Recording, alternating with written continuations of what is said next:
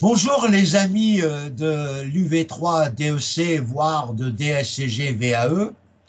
J'ai le plaisir de vous présenter une simulation d'exposé que vous avez l'occasion de voir présenter durant le mois d'octobre 2023.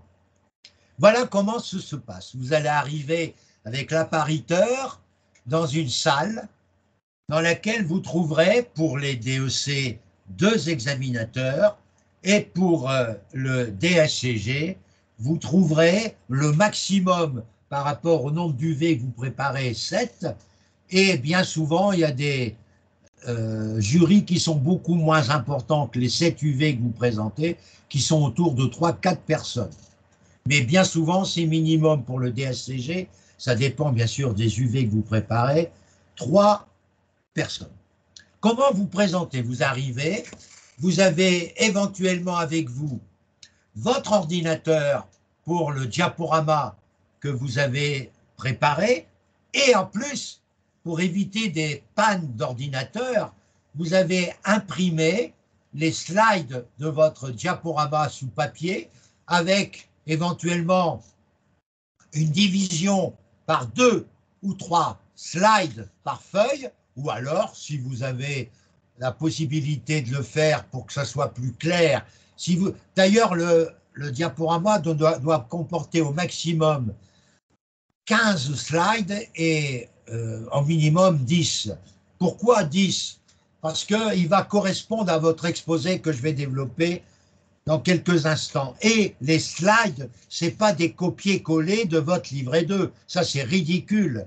C'est les intitulés des parties de votre exposé que vous devez mettre sur le déroulé de votre diaporama. Alors, nous allons simuler l'entretien. Je suis devant le jury. Bonjour, madame. S'il y a une dame, on dit toujours bonjour, madame, bonjour, monsieur. On vous dit de vous asseoir. Alors, vous êtes en train de vous asseoir, vous avez mis votre ordinateur et vous avez votre petite serviette que vous ouvrez avec certains documents qui vous paraissent importants de mettre à votre disposition. Vous avez le droit, madame et monsieur, d'avoir pour votre exposé un pense-bête et non pas un discours tout préparé qui serait dommageable pour vous. Mais vous avez le droit de venir avec votre memento et éventuellement audit et compta, avec votre code de commerce, et vous avez le droit de venir avec la déontologie de l'expert comptable et la déontologie du commissaire aux comptes pour montrer que vous avez les documents adéquats pour subir cet échange. Subir n'est pas le mot, c'est un plaisir que vous devez avoir avec le jury. Donc là, je serai un peu plus long que 15 minutes, mais c'est pour vous expliquer comment ça se passe. Alors, vous êtes assis et tout de suite vous dites, madame, monsieur, avant de commencer, est-ce que vous m'autorisez, s'il vous plaît, à utiliser mon ordinateur pour un diaporama que j'ai prévu à votre attention, et en plus, voilà, je me permets de vous remettre en papier le déroulé de ce diaporama. Le jury répond, oui, pas de souci, nous prenons avec plaisir votre document papier. Le jury regarde rapidement, mais il vous dit donc, monsieur, vous savez les règles de l'examen, vous avez environ un quart d'heure, et on respectera le quart d'heure maximum, et ensuite il y aura un échange avec vous sur l'ensemble de votre livret 2, de tout ce que vous aurez pu nous dire pendant ce quart d'heure. Monsieur, madame, vous avez donc un quart d'heure. Merci madame, merci monsieur, je me présente, Francis Tison, je viens de la région Hauts-de-France. Je voudrais vous rappeler mon cursus professionnel rapidement, sans citer forcément les noms des cabinets. J'ai une activité qui est de 22 ans dans le monde de l'entreprise et de l'expertise. J'ai eu une première expérience de 5 ans dans une entreprise qui était, je dirais, une entreprise industrielle où j'étais responsable du contrôle de gestion.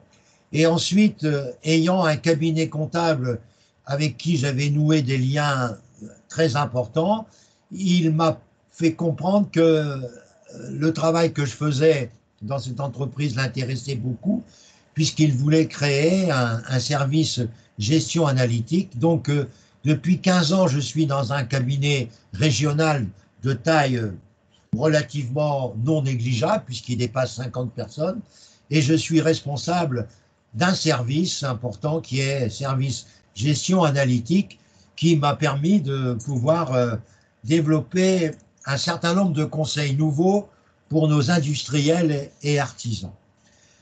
La deuxième partie de mon exposé sera pourquoi j'ai choisi la VAE.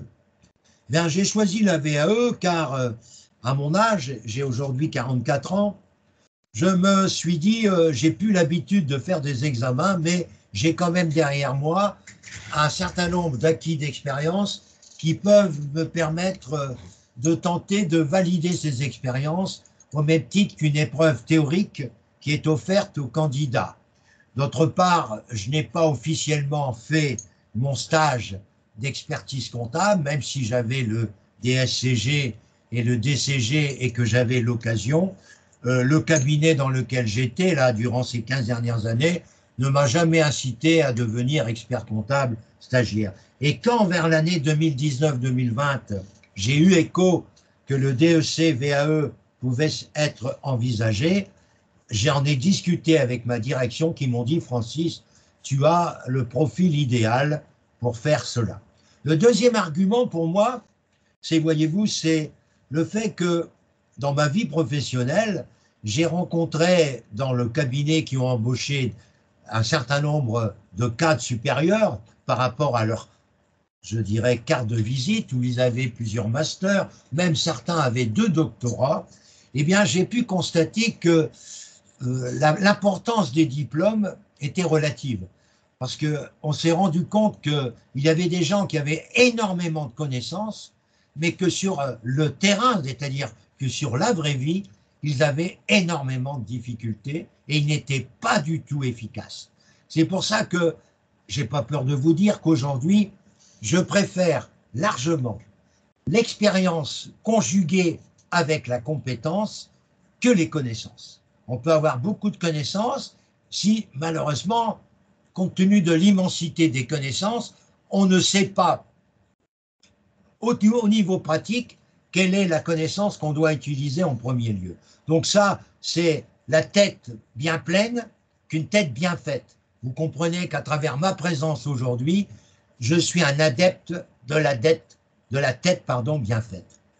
Ça, c'était ma deuxième partie de mon exposé. Pourquoi j'ai choisi la VAE. La troisième partie de mon exposé, c'est de passer quelques instants sur chacune des UV que j'ai eu le plaisir de vous présenter dans les référentiels adaptés.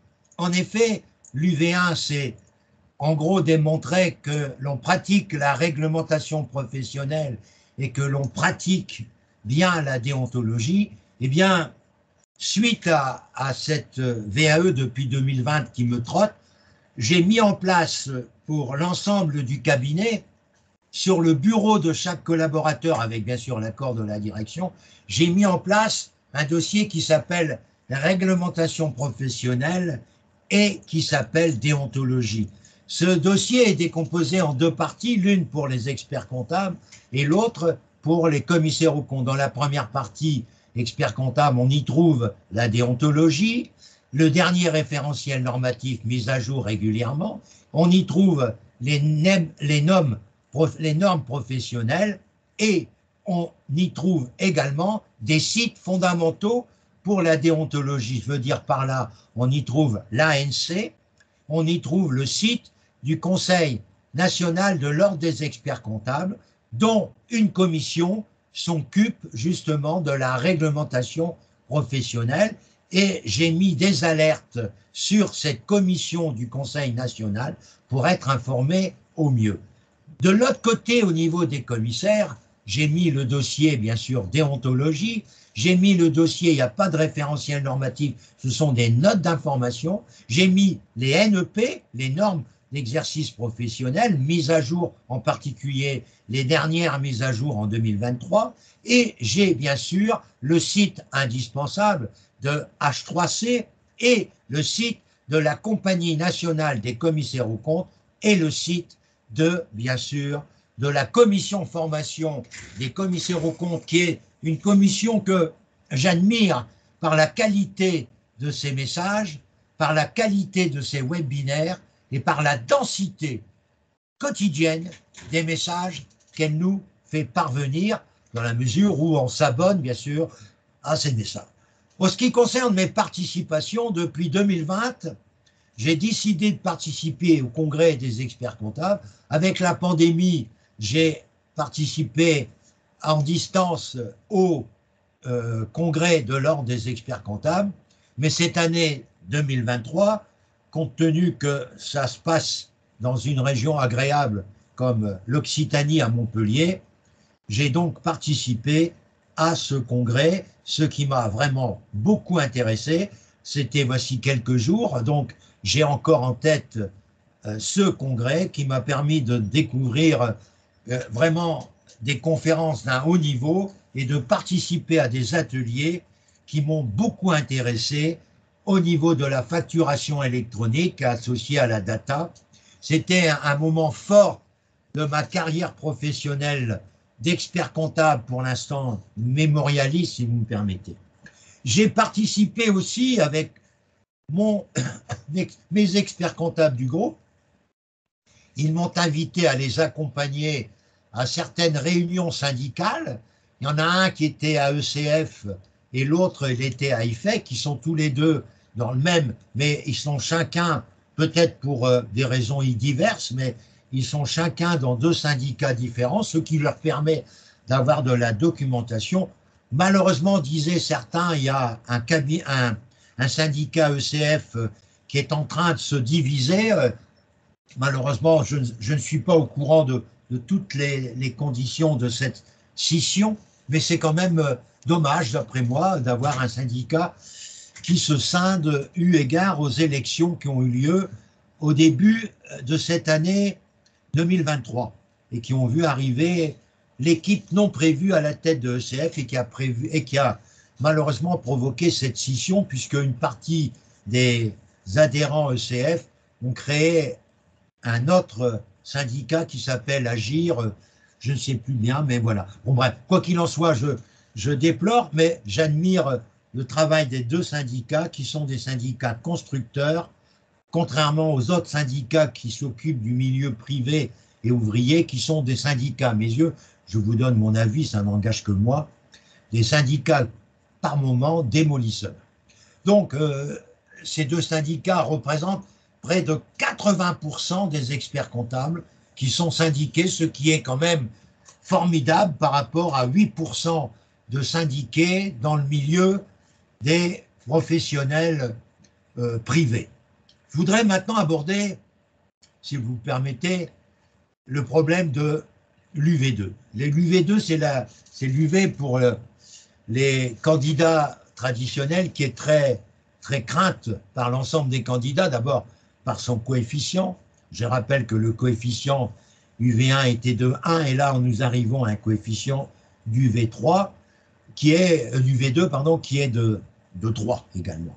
Alors cet UV nous amène à tester notre compétence au niveau révision légale, au niveau révision contractuelle. Il est évident que depuis 2020, compte tenu de mes envies de passer cet examen, j'ai accompagné à plusieurs reprises, je répète, les commissaires aux comptes de notre groupe qui m'ont confié certains travaux, ce qui m'a permis de pouvoir bien mesurer la procédure des commissaires aux comptes. J'ai été amené à faire de nombreuses missions d'audit contractuelles et j'étais responsable de ces audits. Vous trouvez en annexe un certain nombre de précisions de mes activités en ce qui concerne et les attestations correspondantes. Je n'ai pas la prétention, voyez-vous, de tout connaître. J'ai travaillé sur les sociétés au niveau des modifications de capital, au niveau des transformations, au niveau de la liquidation amiable, volontaire, pour pouvoir éventuellement faire une autre activité que certains ont réalisée à l'intérieur de notre cabinet. Et progressivement, au niveau de la gestion, nous avons aussi créé un petit sous-département, si vous me permettez l'expression, gestion de patrimoine, que j'appelle plus, moi, stratégie de patrimoine, où nous nous occupons éventuellement à la fois de certaines choses qui intéressent le patrimoine. C'est, par exemple, les déclarations qu'on appelle déclarations intéressantes en ce qui concerne le problème de la déclaration de revenus, avec aujourd'hui l'obligation nouvelle de la déclaration immobilière. Nous avons également à développer des aides à la déclaration de l'IFI, qui, je considère, c'est de la gestion, entre guillemets, patrimoniale. Vous savez que si je dis ça, c'est que certains clients avaient l'habitude de faire leur déclaration de revenus et déclaration à l'impôt sur la fortune, devenue aujourd'hui déclaration, avec leur notaire. On a fait comprendre que nous, cabinets comptables, on était aussi capables de faire ces déclarations. Donc nous avons récupéré quelques déclarations et nous avons aussi quelques conseils sur l'évolution des produits financiers et sur l'équilibre patrimonial que certains de nos clients nous confient leur patrimoine privé. Ils ont un certain âge, ils envisagent des démembrements de propriété et nous avons un collaborateur qui s'est spécialisé sur ces problèmes de démembrement, de donation partage, de donation simple, ce qui renforce la notoriété de notre cabinet et élargit progressivement notre marché. Pour l'UV3 maintenant, qui est la plus grosse part du mémoire, du DEC, pardon, puisqu'elle représente à elle seule la moitié des coefficients, 4 au total, c'est une épreuve que je considère relativement longue et difficile pour les amis DEC traditionnels. Alors, pour tenter d'apporter, je dirais, un complément à ce mémoire, dans cette UV3, je vous ai présenté toutes mes activités en tant que formateur pour mes collaborateurs et informateur. En effet, je vous ai remis plusieurs documents attestant ma volonté de former. C'est tout d'abord toutes les lettres hebdomadaires que je réalise depuis 2020 pour l'ensemble du cabinet à travers mes lectures quotidiennes comme celles d'actuels experts comptables. Et je vous ai remis dans le dossier que je vous ai présenté dans le livret 2 en note préliminaire, je vous ai expliqué comment j'avais organisé ma clé USB.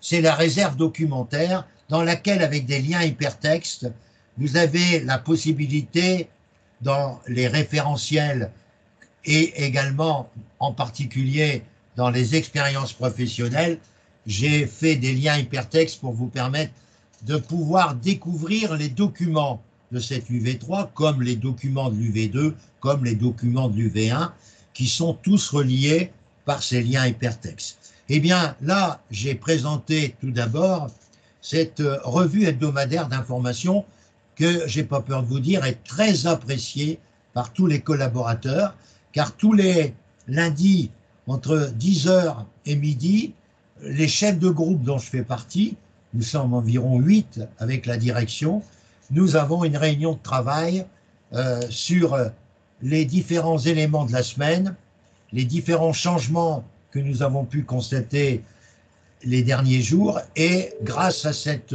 revue hebdomadaire qui est réalisée par moi tous les vendredis après-midi et envoyée en fin d'après-midi du vendredi à l'ensemble des collaborateurs par notre site et l'aspect collaboratif qui nous permet d'aller sur chacune des adresses de nos collaborateurs. Voire à la demande de certains clients, nous avons certains clients qui sont demandeurs de cette note d'information que nous envoyons régulièrement. De plus, la pandémie nous a donné l'envie à nos dirigeants de me demander d'être responsable de certaines études techniques sollicitées d'abord par la direction, mais quelquefois suscitées par des collaborateurs ou quelquefois demandées par exemple, des clients. Alors moi, en ce qui me concerne, je vous ai présenté deux études techniques qui ont été menées par notre cabinet sous ma tutelle, parce que j'ai pris des études techniques pour lesquelles j'étais responsable. Il y a deux études techniques que je vous ai présentées. La première étude technique, c'est une méthode de comptabilité analytique que j'adore. C'est la méthode par activité, c'est la méthode ABC. Cette méthode ABC, je l'ai mis en place à 4 reprises pour le moment. Dans une, c'était une entreprise industrielle de fabrication de pièces pour des entreprises qui fabriquent des pneus, donc c'est des embouteillages, etc. Et j'ai mis en place, c'est une entreprise qui a une cinquantaine de salariés, et j'ai mis en place la méthode ABC pour avoir des coûts de revient qui soient le plus près possible de la vérité. Les dirigeants de cette entreprise, qui sont deux, sont très devenus fanatiques de cette méthode. Je pourrais vous expliquer davantage, mais vous l'avez dans l'étude technique, l'intérêt de cette méthode. La deuxième étude technique, c'est sur la mise en place que j'ai réalisée à 7 reprises, c'est l'épargne salariale dans les TPE-PME. En effet, vous savez comme moi que on parle beaucoup depuis plusieurs semaines de la réforme des retraites. On a vu tout ce qui s'est passé dans notre pays au cours du mois d'avril-mai à propos de cette loi sur la retraite. On ne peut pas éviter de dire que demain, la retraite par répartition sera de moins en moins intéressante, et c'est logique de la comprendre, cette vue pessimiste de la retraite par répartition. C'est le fait que le nombre de retraités par l'allongement de la durée de vie va sans cesse augmenter, et que en face, la population active, à moins d'une croissance à 15%, ne va pas augmenter d'une manière aussi importante que le nombre de retraités. Et comme vous savez que c'est les cotisations d'aujourd'hui, donc la part du gâteau, c'est la cotisation d'aujourd'hui qui sert à payer des retraites. Si le gâteau n'augmente pas, ou pas assez, par rapport au nombre de retraités qui, lui, augmente sans cesse, par rapport, je répète, à la durée de vie qui s'allonge, pendant 30 ans, on risque d'avoir de sérieuses difficultés. Donc, sans dire quoi que ce soit au niveau de la réforme des retraites, je n'ai pas aujourd'hui d'avis à vous donner. Pour l'instant, je suis un bon patriote et je respecte la loi des représentants du peuple à l'Assemblée nationale et au Sénat. Donc, cette loi est aujourd'hui applicable depuis le mois de septembre, malgré les remous qu'elle a provoqués. C'est pourquoi je dis depuis plusieurs mois et années, depuis au moins 4-5 ans, notre cabinet ne cesse de dire qu'il faut prévoir aux clients une partie de leur retraite, et grâce aux différents articles de loi que nous avons su utiliser à bon escient, je vous rappelle les 3 grands articles de loi, l'article 81 du Code général, l'article 82 et l'article 39, nous avons eu l'occasion de mettre en place des produits retraite complémentaires qui permettent d'assurer à nos dirigeants une retraite supplémentaire au moment de leur départ à retraite en tant que salariés dans les sociétés qu'ils ont créées ou en tant que non-salariés dans les entreprises qu'ils dirigent. Mais il fallait penser aussi aux salariés. Et c'est là où nous avons développé l'épargne salariale à travers ces 2 produits que nous avons bien développés au niveau de l'information, c'est le plan épargne entreprise et le PERCO. Comme son nom l'indique, le plan épargne entreprise, c'est un produit qui incite les salariés et les dirigeants de moins de 100 salariés qui ont le droit de pouvoir participer également au PE, comme ils ont le droit pour les entreprises de moins de 100 salariés, le dirigeant de participer au PERCO. Qu'est-ce que ça veut dire? Le PE, c'est un plan d'épargne entreprise qui normalement a des avantages qui peuvent être déduits tous les 5 ans. Je m'explique. Vous ouvrez un PE en 2017. Eh bien, en 2022, vous aviez la possibilité, sur les produits que vous aviez mis sur ce PE, de sortir du PE et de sortir sans impôt sur les plus-values éventuelles. Et indirectement en 2000, fin 2022, début 2023, de remettre, si cela vous intéresse, la même somme sur un nouveau PE que vous avez créé en 2023, etc., etc. Mais moi, je conseillais aux clients de faire pendant 5 ans un PE pendant 5 ans de faire un PE tous les ans. Ça veut dire que chaque PE avait sa propre autonomie, mais au bout de 5 ans, vous récupériez le PE et vous en créez un autre, ainsi de suite, jusqu'à au maximum de votre travail en entreprise. Ce qui veut dire que tous les ans, vous aviez la possibilité de récupérer un capital et la plus-value sans impôt, et la règle des 5 ans, par le fait que vous ayez créé par 5 années consécutives renouvelables 5 ans, ben vous avez éventuellement, si vous ne prenez pas votre plan épargne entreprise, si vous ne prenez pas les capitaux au bout de 5 ans, vous accumulez au moment du départ à la retraite un capital sans impôt et avec, et j'espère pour vous, des plus-values sans problème. Alors, le deuxième produit, lui, il est plus directif, pardon. C'est le PERCO, c'est un produit uniquement pour la retraite, c'est-à-dire un produit que vous utilisez qu'au départ à la retraite. Et ce PERCO est ouvert, bien sûr, aux salariés et est ouvert aux dirigeants de moins de 100 salariés. Alors, que faut-il y mettre dans ces différents PE PERCO? Eh bien, nous avons besoin d'avoir avec nous des partenaires. Le partenaire le plus adapté, c'est le banquier, voire son département gestion de patrimoine. On peut aussi faire appel à un gestionnaire de patrimoine, et pour l'épargne salariale, l'ordre a des parrains ou a des partenariats très importants avec une grande société qui s'appelle ERES, ERES, qui est forcément présente à tous les congrès, avec même plusieurs ateliers pour inciter les cabinets comptables à faire dans leur entreprise dans lesquelles ils sont bien sûr les conseils, la mise en place de l'épargne salariale. L'épargne salariale, depuis 2-3 ans, a développé énormément de nouveaux contrats. Et voyez-vous, je suis un partisan farouche de l'intéressement et indirectement de l'épargne salariale. Et j'aimerais finir là-dessus en disant que pour moi, l'intéressement, ce n'est pas appauvrir le dirigeant de l'entreprise.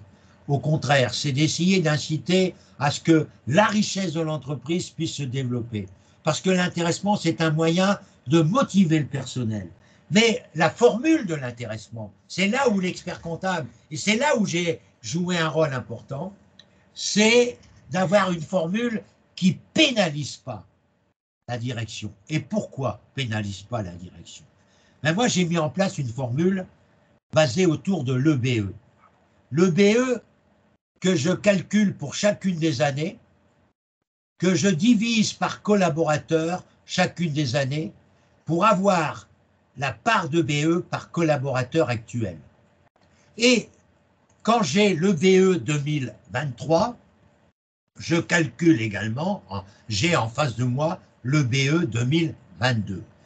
Si la plus-value de l'EBE 2023 par rapport à l'EBE 2022, c'est un chiffre global qui explique le plus de l'EBE. Mais cela peut être malheureusement quelque chose qui peut être dangereux pour l'entreprise.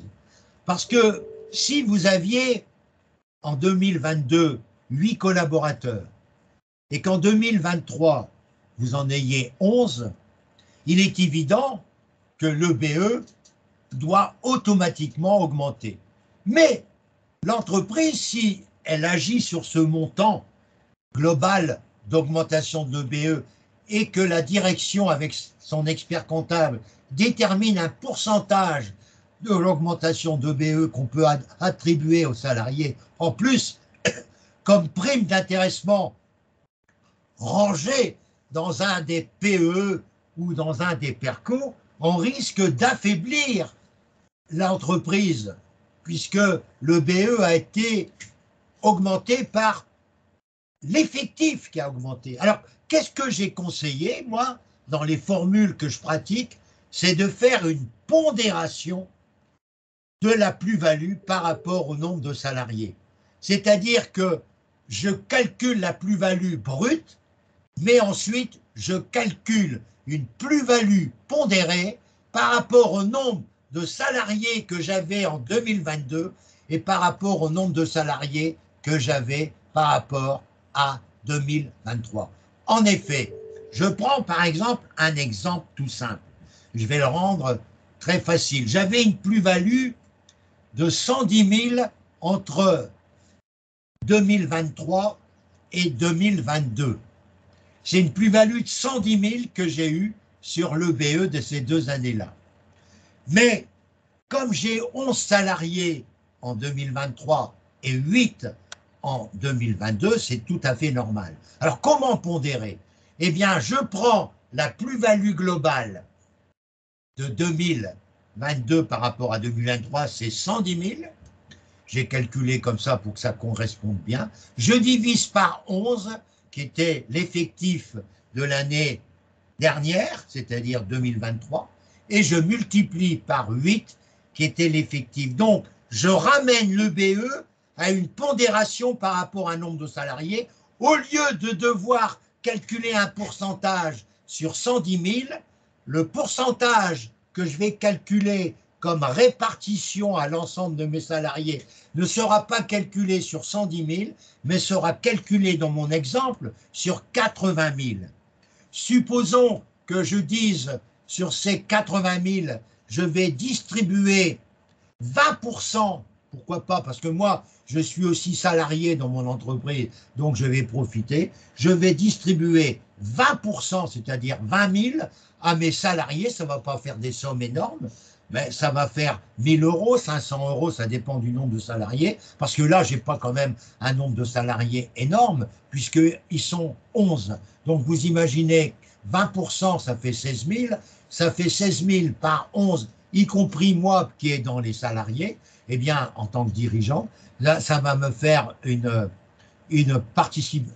intéressement de 1 500 euros.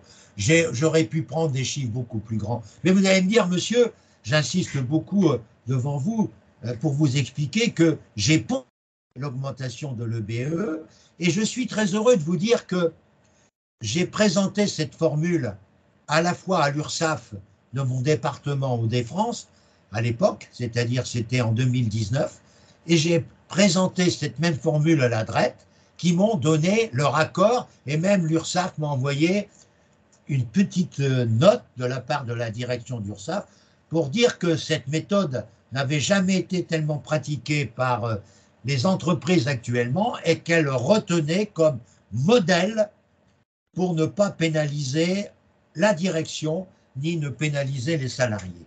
Voilà, mesdames, messieurs, tout ce que j'ai pu vous dire.